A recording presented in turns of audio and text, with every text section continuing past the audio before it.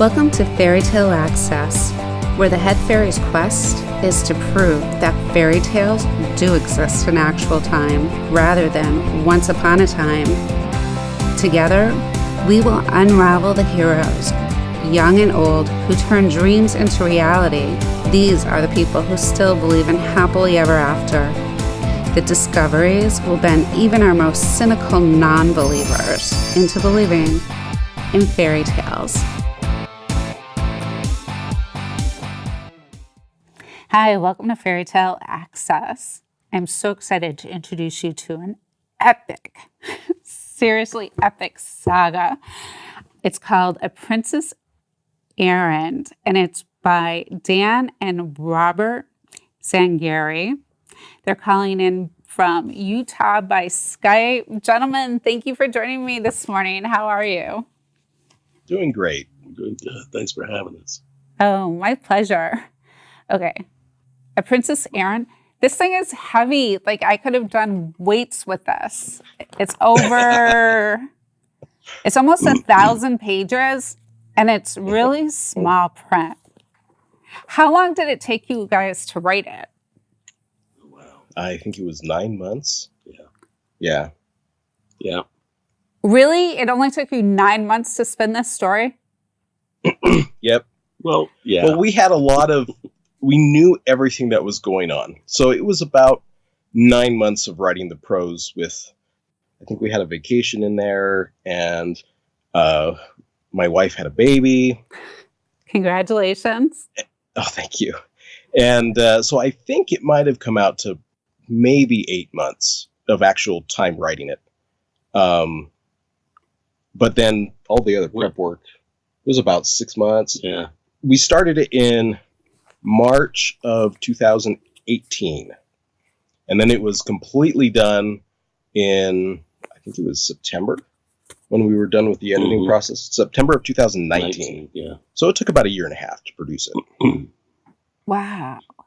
It's really action-packed. I have a bunch of questions for you, but how did you get the premise of the story? Why did you choose a prince to be the central character? Actually, I don't know why we decided to go that route. Um, He just kind of came into being as like one of the people. When we were writing our original draft of the series, there's like one mention of Kaiasis, and it was along the lines of, well, he went to this island and he failed, and that was like the only thing we had. We had just had a name, and I was sitting there thinking, we never really did much with the Mindalarn Empire. We've mentioned them, but we've never shown them as like a pivotal force. So that's kind of where we went from that and just we sprang. Yeah, we kind of wanted to bring that out more because it's going to be influential in the story later. And so we wanted to kind of bring that out a little bit more in this one, being the first book. It wasn't our original first book, but we decided we need to go back and write something earlier that would actually set the stage for the rest of the series. Wow. And you're a father and son team, right? Yes. Yep. Right. So who's Dan? I'm Dan. Okay. Yeah. So, Robert, growing up, did your dad, Dan, have a lot of stories for you that were similar in nature? Yep. Actually, what are now going to be 7 through 9 of this series are the stories that I remember him telling me.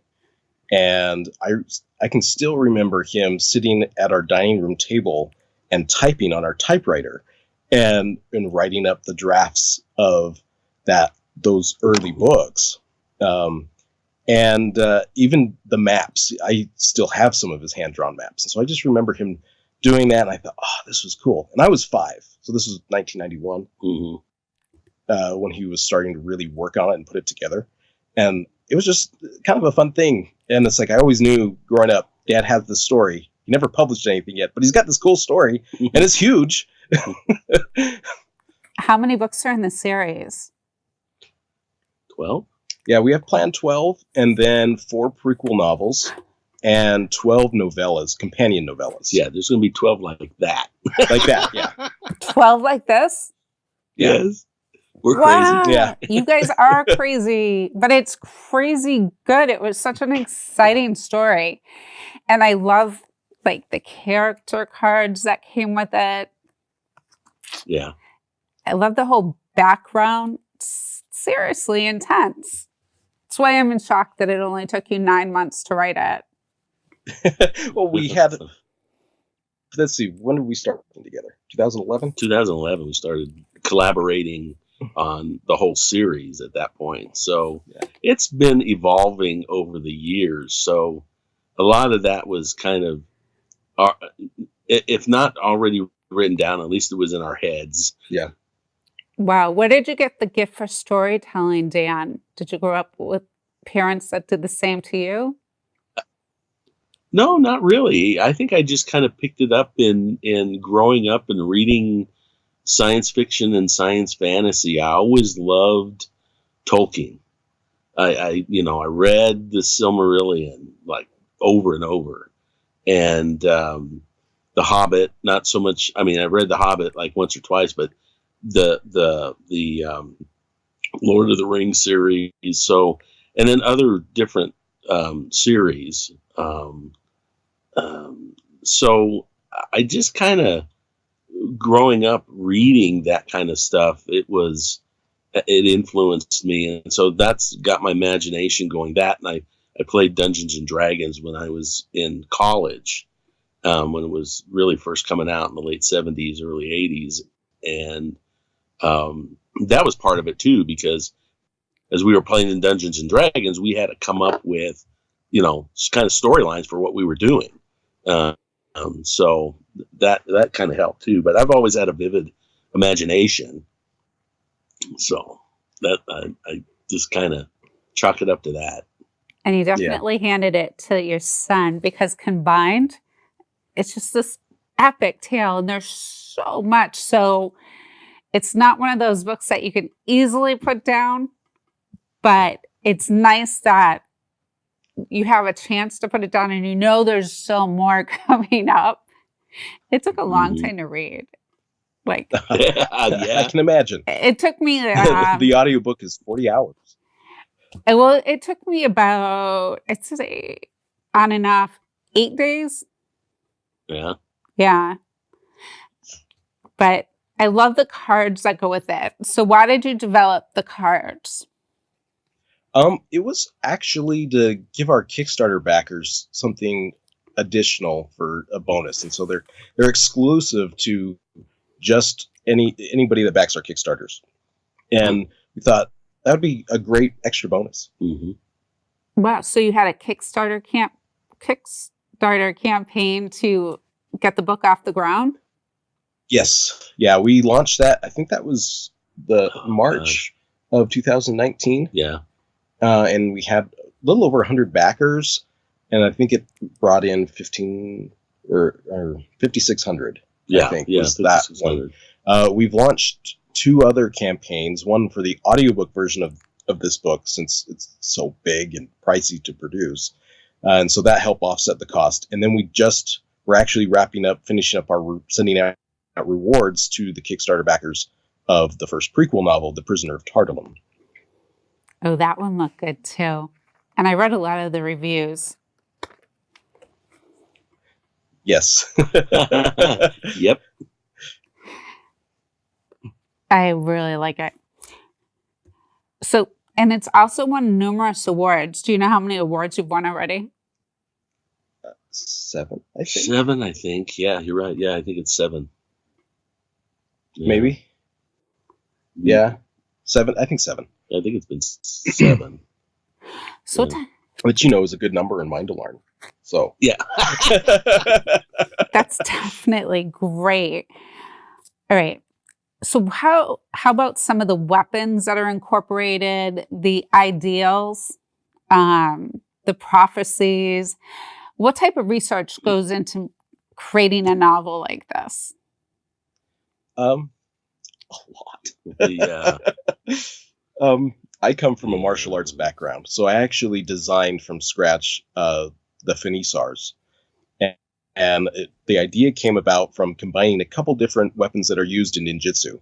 A bow staff that breaks apart into 3 sections, and then the kurisaigama, which is the ball and chain and sickle that the ninja would use. And so I wanted to have something that was kind of a blend of the two. And that kind of took a lot of time to figure out how the mechanics work on it. And I still haven't built one, but I plan to build one at some point. So that way I can kind of, redefine the actual style of it. Who does your artwork, and who did the covers for these? His name is Karim Bayat. He's based out of Turkey. He does a lot of cover design and artwork for other fantasy books that are published internationally. But he also specializes in video game key art. So he works with World of Warcraft, the EverQuest franchise. He's done a few other things, Beast Quest, I think. But he's also done some things for Dungeons and Dragons too. Wow. What about the fight scene? So I karate played a little bit into it, but the whole knights and all of that goes with it. How did you create that?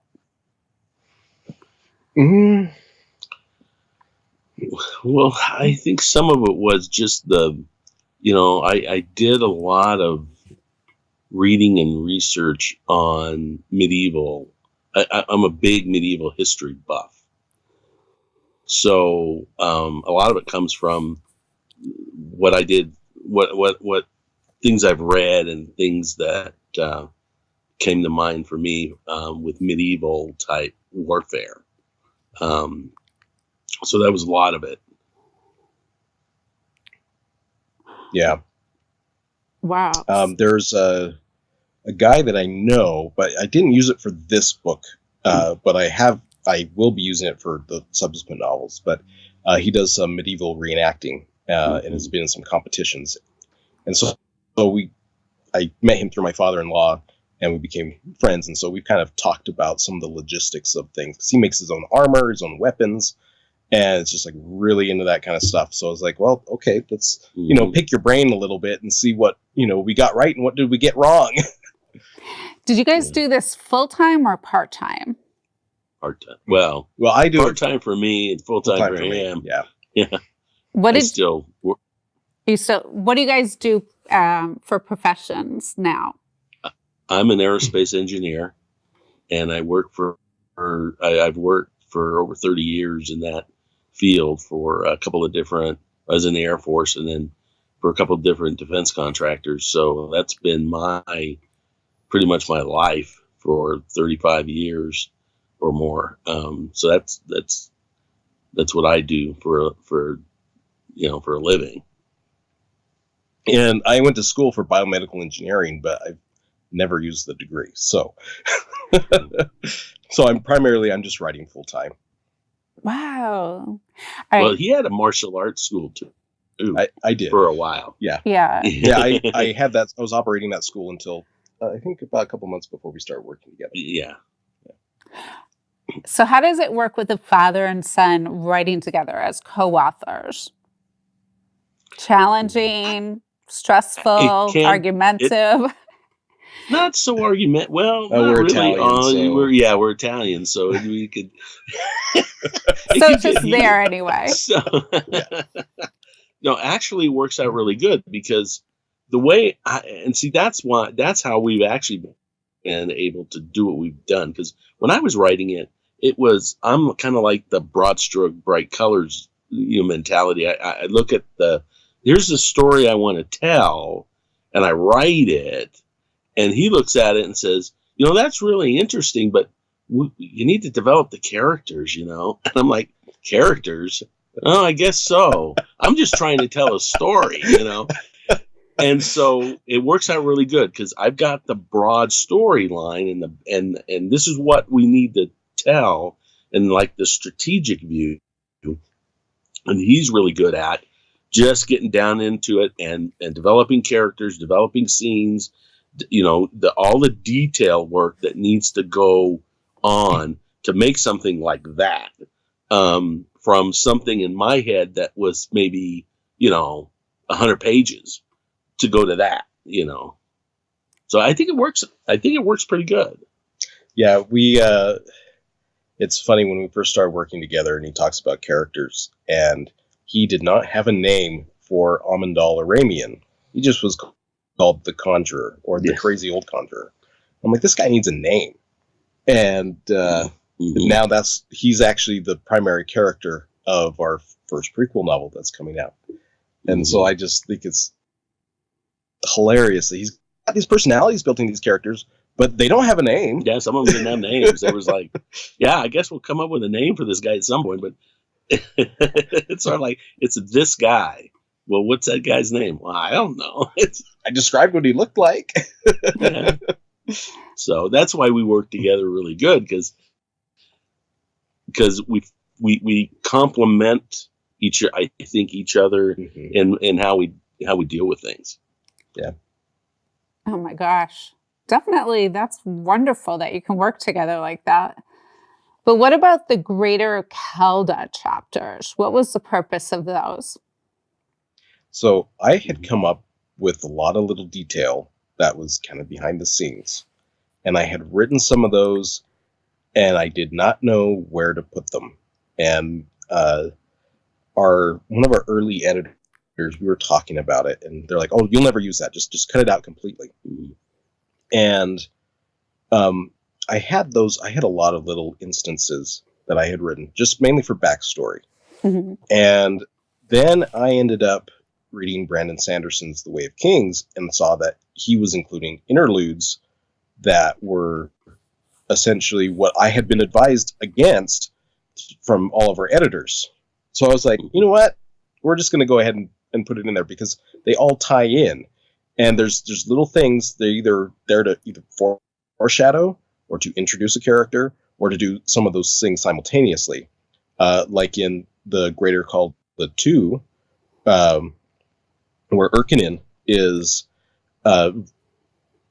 confronted by that guy he calls the Beast. That character is actually a reoccurring character that will come into play, and he shows up next in A Thief's Way, which is the companion novella to A Prince's Errand. So there's these little breadcrumbs, I guess. That's kind of their thing, is to foreshadow, like the one with Captain Kennard in The Prince's Errand. I think that's Greater Call to 7. And it introduces the White Duchess and how he loses the White Duchess. And that actually, we never really figured out how he lost it, like the really fine details. We just know that he did lose it and for what reason. And that was a subsequent thing in the later books. Mm-hmm. And we wanted to show that particular conflict happening. And that's where that chapter arises from. Another one to introduce would have been the Almar chapter.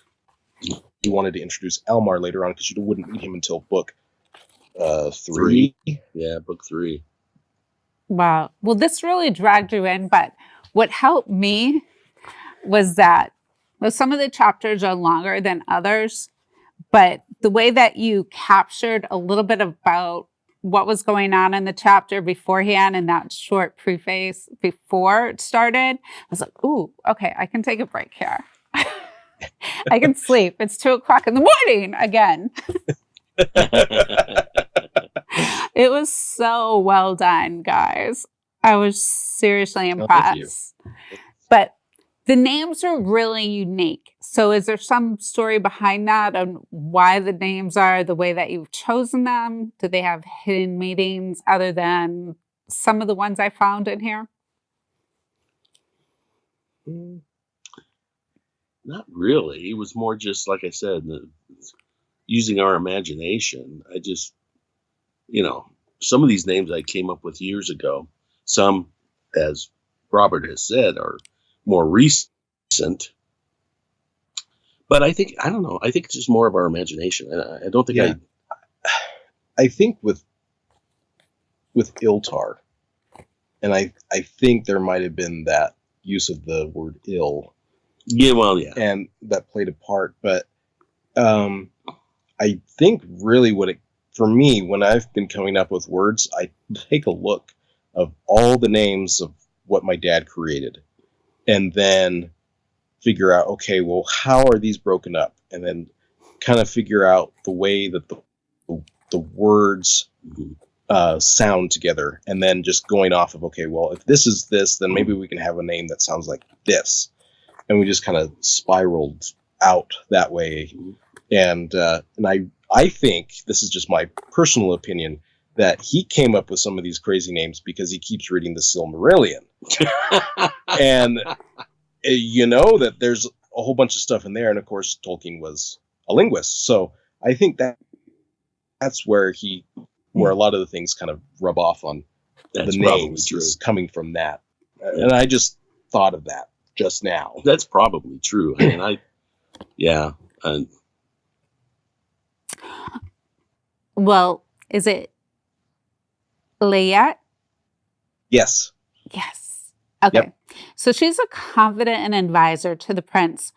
Is there somebody in your lives that was a woman that was a confidant and advisor on the series? Because I noticed that you dedicated it to, it sounds like a girl, Tamla? Yes, it's Tamala. That's my wife. Oh, okay. So we got married actually just before I started writing these books. And we had published, 4 others before then, and 5 companion stories. Mm-hmm. And she had read them, and she came back and said they were terrible. She hated them. And she's like, I think you need to change some stuff. And so I took her advice, and I'm glad I did, because she always has the best answers to stuff. So, and she's been our alpha reader. So I would write up a chapter, and then I would print it off and say, here, honey, go look at this for me. And then she would go through it and mark everything down and say, okay, I like this, I don't like this, and just kind of give us some little rough edits. And it really made a difference. Like, I look at A Prince's Errand, and I am so proud of that book. And I look at my other books, and I'm like, yeah, you're okay. What about the books going forward? How do you think they'll turn out? Ooh. So we're getting started pretty soon to work on the second one, which was our original first book, The Dark Necromancer. Mm-hmm. And a lot of it is, we had 3-4 of these written before we kind of backed up. So we have a good start. I think it's going to be going back and fixing things and reorienting some of the stuff in the books. And so some of it is going to be kind of updating what we had written before and making it better. And then going forward beyond that, it's going to be more of, now let's get down to taking the ideas that I had and now getting back to, developing those out more and making those fit into the greater world of Kalda. So, what do you? Yeah, I'm viewing the other books that we had written before, which would fit in the sequence of 2, 3, 4, and 5, as kind of an alternate timeline. And so I'm treating it like that as far as how I'm going to reference the events and the conflicts. The conflicts are going to stay pretty much the same, the major ones. But A Prince's Errand now has set into motion all these little micro conflicts that are going to send ripples throughout the entire story. In fact, the prologue for The Dark Necromancer is completely different, and we're taking a whole new shift. It's actually going to focus on Almar, and it's different from the prologue we had from The Dragon's Legacy, or what was then also called the Dark Necromancer. So there's a shift there. But the opening is actually going to be different. What our first chapter was for the Dragon's Legacy or the Dark Necromancer is now going to be the end part of part 1 of the Dark Necromancer. So there's some changes, but not like overly big changes. Yeah. So well, I think the way that you blend your writing skills, the development of the story, and the descriptive nature of all the characters, the way that they interact, the way that everything plays out, it's just astounding that a father and son team did it together. And the writing is so well done. And I'm sure you had editors go over it, but they have to have something good to start with to get the kind of results that you guys came up with. It's amazing. Thank you. Yeah. I had a lot of fun reading it, except for the late nights. There were several late nights. Well, see, that's what we want to hear. My writing mentor, David Farland, when he submitted his first book, The Rune Lords, to Tor, his, I think the acquisitions editor had stayed up all night reading it, and she had gone to the hospital because she was having, I can't remember what it was, but she said, the book put me in the hospital, and she told the editors at Tor that, and he said, go ahead and buy it because it's so good. If it put me in the hospital because I was reading it all night, we need to buy this book. So, that's kind of the goal. I know the goal was just to have places that you could give yourself permission to stop for the reader. Yes. You got to have those little hooks at the end of each chapter. No, it was great because sometimes I would do it while I was, on the treadmill. I would be like, wow, this is really heavy. Yes. I think it's it's at least a pound or 2. But I know the shipping for the paperback is 3 and the hardcover is 4. Oh, really? Yeah. Wow. So, all right. It was like a little bit extra in my workout. Yeah, there you go. But I love the cards. So I think, that is just a great thing. I mean, I use them as bookmarks for things I wanted to go back to. And I use the characters just in case I needed to switch back because there were a lot of characters in the book. Yes. But it was really great the way that the story arc just kept playing along, but you could keep track of it. It wasn't like I had to flip back and look at anybody to understand what was going on next, which is a feat in itself. Oh, thank you. My pleasure. And thanks for coming in today and sharing A Prince's Errand with us. Thank you. It's been great. Thank you very much. My pleasure. Until next time, keep asking questions. And if you want a stay up late book that'll keep you going into the wee hours of the morning, this series is definitely it. A Prince's Errand. We'll see you soon.